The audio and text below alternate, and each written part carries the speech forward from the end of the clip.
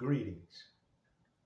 I am a representative of the anti-Semite movement. These videos are not edited.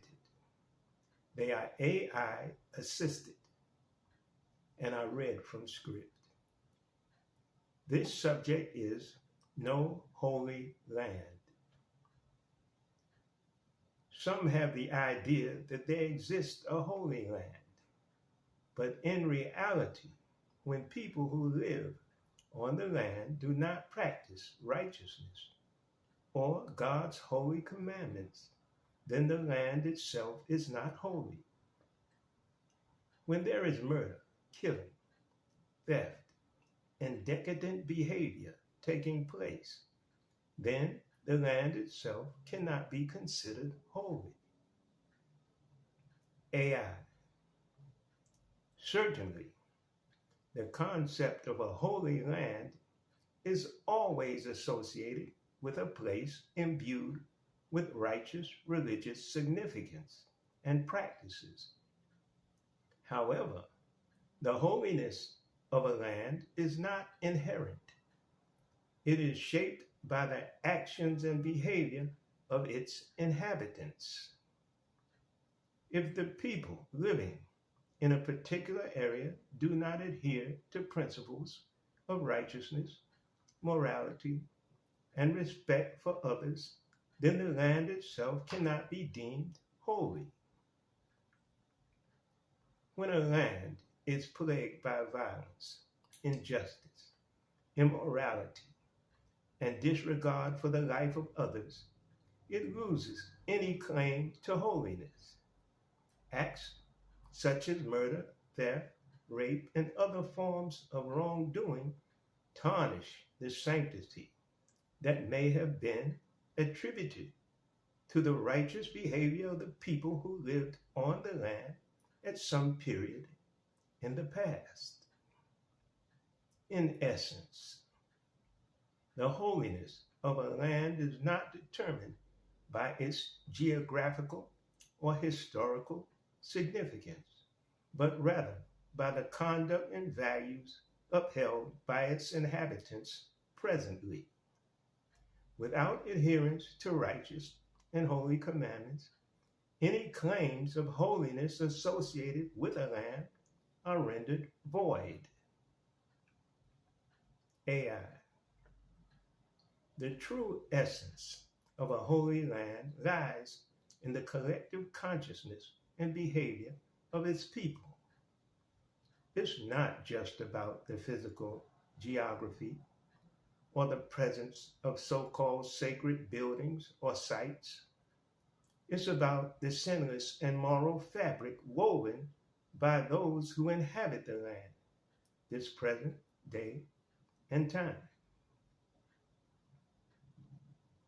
In righteous religious and cultural traditions around the world, there is an emphasis on the importance of living in accordance with ethical principles and practices of God's divine commandments. These principles include truthfulness, justice, integrity, and respect for the life of others. When these principles and practices are neglected or violated, the sanctity of the land is compromised. Moreover, the idea of a holy land extends beyond religious context or belief only.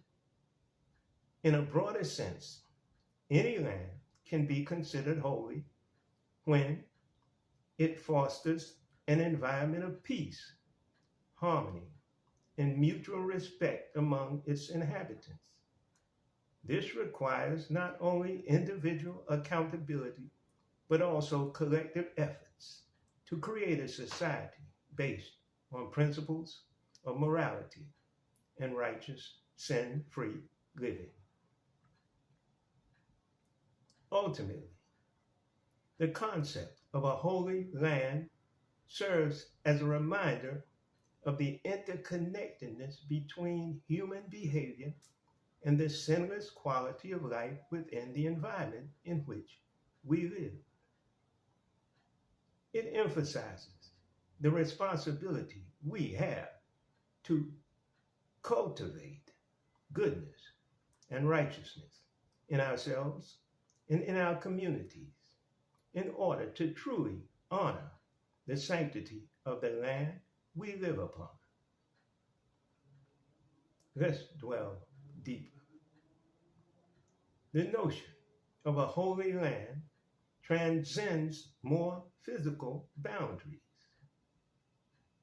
It encompasses the sin-free essence and moral integrity of its inhabitants.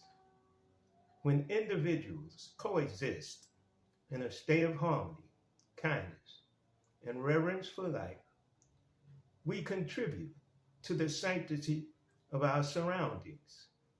Conversely, when strife, injustice, and corruption prevail, the sacredness of the land is diminished, and the land with its inhabitants are eventually destroyed.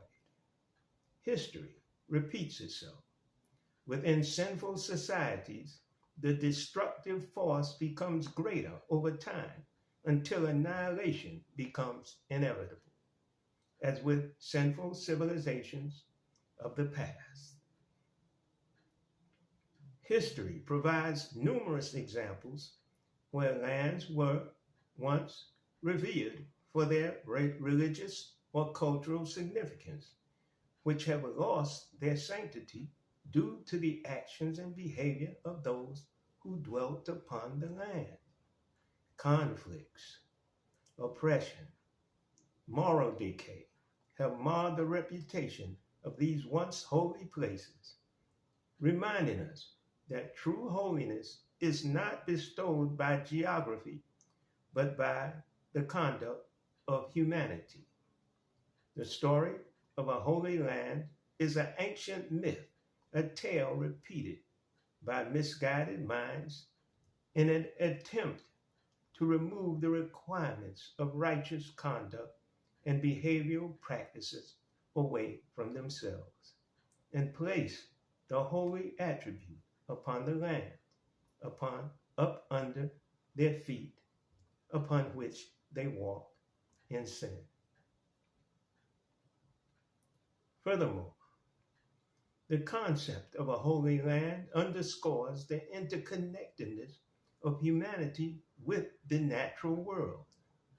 Environmental degradation, pollution, and exploitation of resources not only discredit or desecrate the physical landscape, but also erode the purity of the land.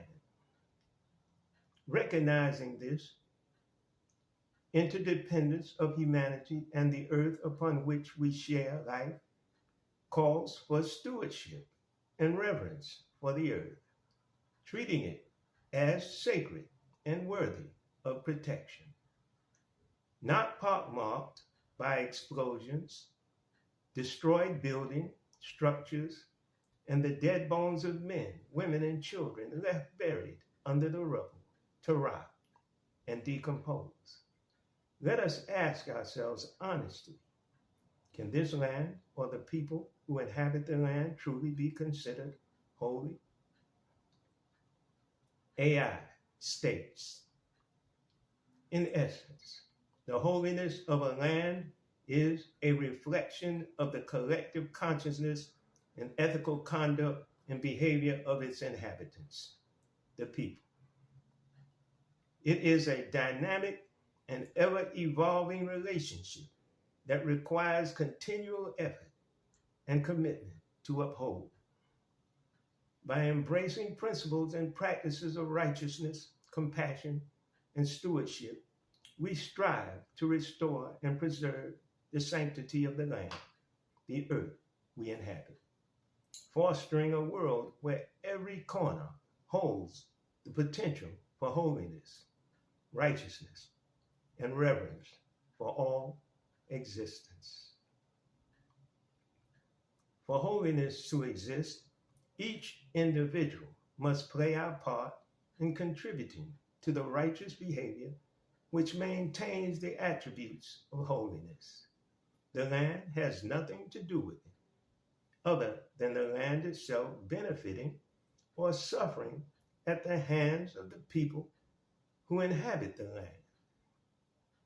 AI. We raise a valid point.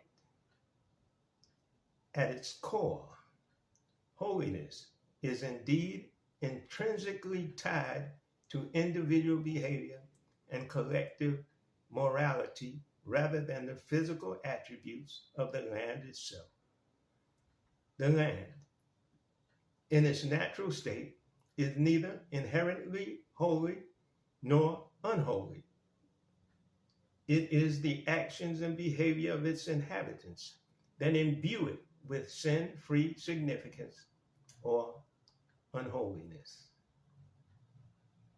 Each individual bears a responsibility to contribute to the maintenance of righteous behavior, which in turn sustains the attributes of holiness within a family, community, society, or nation.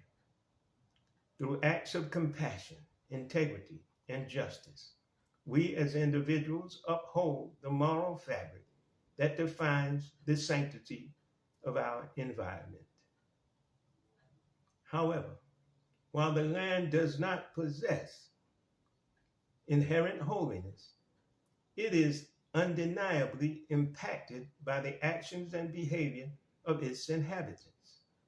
Human behavior either nurtures or degrades the natural environment, influencing its health, vitality, and sustainability.